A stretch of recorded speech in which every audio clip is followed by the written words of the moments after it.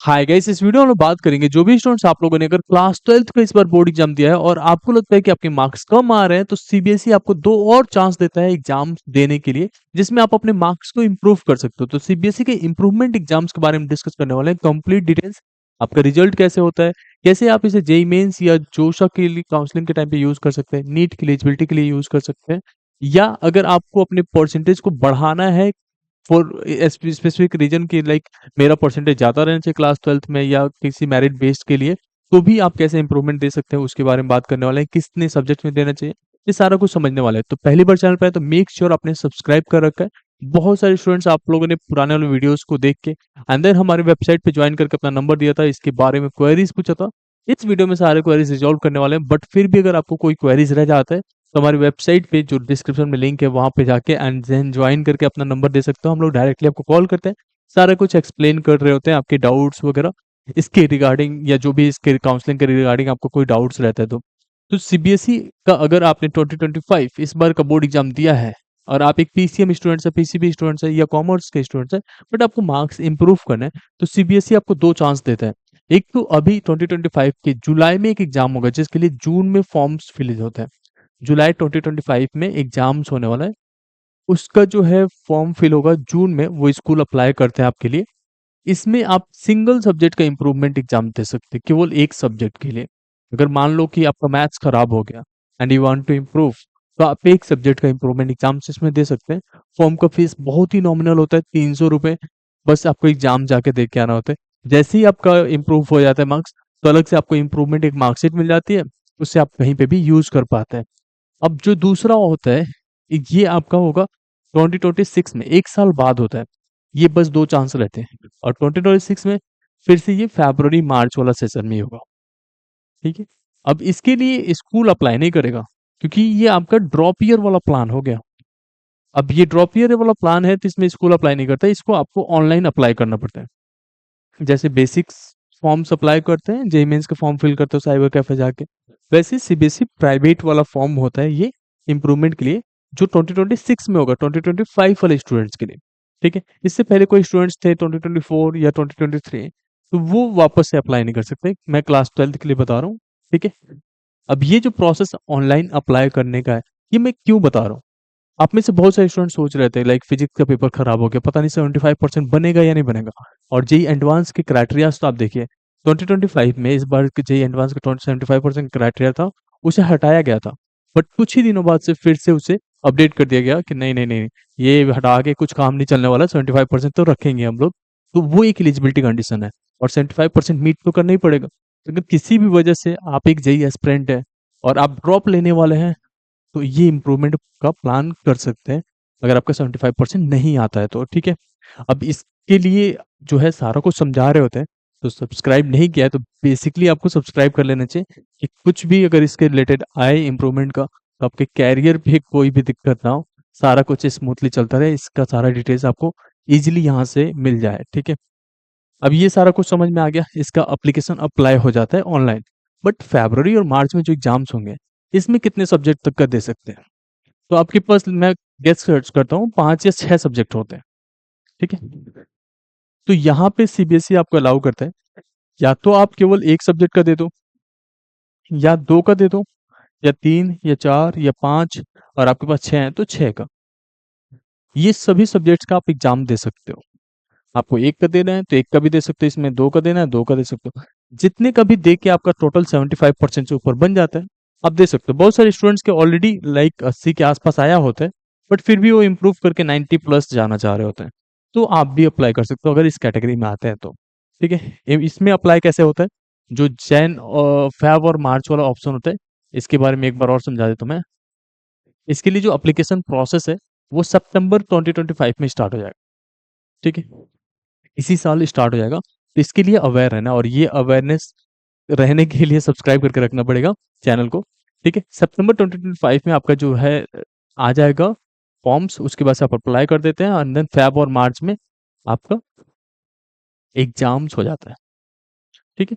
Feb और मार्च 2026 में exam हो जाएगा, एंड उसके बाद से जैसे नॉर्मल इस बार का रिजल्ट आने वाला है मई में, वैसे ही आपका रिजल्ट मई में अनाउंस हो जाएगा। ठीक है। अब ये प्रोसेस बहुत सिंपल रहता है, रिजल्ट जैसे आएगा ये आपकी होम डिलीवरी मिल जाती है, घर पे आएगा, कितना ईज़ी है, घर पे आ जाता है। लेकिन जो जुलाई वाला एग्ज़ाम देते हैं, तो वो तो स्कूल वाले अप्लाई किए थे, तो स्कूल पे ही आ जाएगा वो मार्कशीट, ठीक है?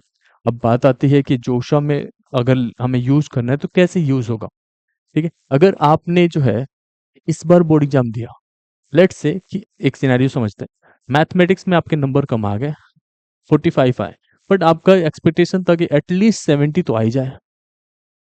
अब आप चाहते थे इम्प्रूवमेंट देना, तो जुलाई में दोगे एक बार, और अगर नहीं होता है तो आप अगले वाले में भी दोगे। दोनों चांस में भी अपीयर कर सकते हो आप इम्प्रूवमेंट। ऐसा नहीं है कि आप ये अपीयर कर लिए तो ये नहीं कर सकते। 2 चांस है, दोनों में चाहते हो तो दोनों में भी अपीयर कर सकते हो। केवल किसी एक में अप्लाई करना चाहते हो तो भी कर सकते हो। अब आपने मैथ्स का इम्प्रूवमेंट एग्ज़ाम दिया यहाँ पे और आपके नंबर बढ़ गए। लेट्स से कि 70 का एक्सपेक्टेशन था, 60 आ गए। तो 60 आ गया और आपका 75% मीट हो रहा है इससे। 60 प्लस प्रैक्टिकल का जो है 20 नंबर आ रहा होगा। इसमें प्रैक्टिकल एग्ज़ाम देने की ज़रूरत नहीं पड़ती, केवल थ्योरी एग्ज़ाम। ठीक है? 20 नंबर वो आ रहा होगा, 80 हो गए। अगर आपको वापस से एग्ज़ाम देना है, फिर से दे दो मैथ्स के एग्ज़ाम्स, और अब आ गए मान लो 70 या 70 प्लस आ गया, तो 70 प्लस 20 हो गया, 90 आपके। तो इस तरीके से आपका इम्प्रूवमेंट की मार्कशीट तो आ जाती है। जितने सब्जेक्ट्स का आप एग्ज़ाम देते हैं, उतने सब्जेक्ट्स का इम्प्रूवमेंट का जो है आपका मार्कशीट रिलीज़ करता है सीबीएसई बोर्ड। अब जो मार्कशीट होता है उसके ऊपर लिखा होता है अपीयर्ड फॉर इम्प्रूवमेंट। तो जो 2025 में आपने एग्ज़ाम दिया था, ये मार्कशीट हमेशा वैलिड रहेगा। इसको आप नहीं हटा सकते। ये हमेशा as a reference point use होगा। आपका पासिंग ईयर चेंज नहीं होता। जेई एडवांस के लिए आपका जो नंबर ऑफ चांसेस रहते हैं वो नहीं बढ़ते। इंप्रूवमेंट एग्जाम्स आप कहीं से भी दे सकते हो, किसी भी स्टेट से दे सकते हो। इवन बहुत सारे स्टूडेंट्स होते हैं कोटा वगैरह में होते हैं, अपने एंट्रेंस एग्जाम्स की तैयारी कर रहे थे बाहर जाके या जाएंगे, तो आप जहां से भी जाना चाहते हो वहां पे जाके ये एग्जाम्स दे सकते हो। बट ध्यान रहे, जो जुलाई में एग्जाम्स होगा अभी 2025, इसमें आप जो है सेंटर चेंज नहीं कर सकते। ये स्कूल अप्लाई करेगा तो अपने रेफरेंस पे ही करेगा, बट जो आप खुद अप्लाई करने वाले हो, जो फरवरी और मार्च अगले साल होगा, उसमें आप सब कुछ चेंज कर सकते हो। अब बात आती है कि मार्कशीट का यूज होगा कैसे जुलाई जो जोशा में होगा।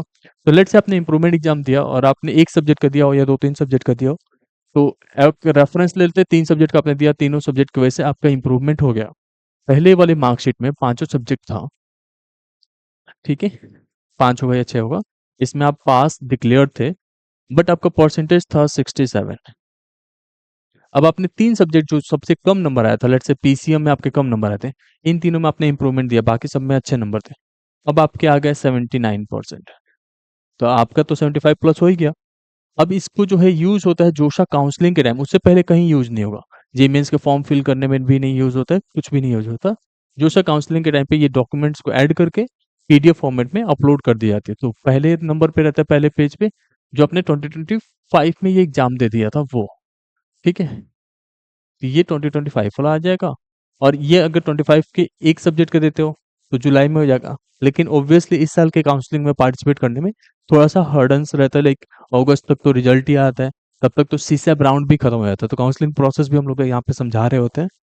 तो ये चीज का ध्यान रहे। तो अगर आपका 2026 में प्लान है अपीयर करने का, ड्रॉप लेके जेई मेंस के लिए जाने का या जेई एडवांस के लिए, तो आप ये प्लान कर सकते हो। तो ये जो 2026 में मार्कशीट आएगा, इसको दूसरे नंबर डॉक्यूमेंट पे ऐड करके एंड देन अपलोड हो जाता है। अपलोड का प्रोसेस क्या है, ये सब कुछ हम लोग उस समय पे करा रहे होते हैं जब आपकी नीड रहती है। वैसे भी हमारे वीडियोस ऑलरेडी इस पे हैं कि कैसे आप जोसा काउंसलिंग में अपने डॉक्यूमेंट्स को अपलोड करोगे। बाकी अगर कोई भी दिमाग में डाउट्स रहते हैं तो आप हमसे पूछ सकते हो।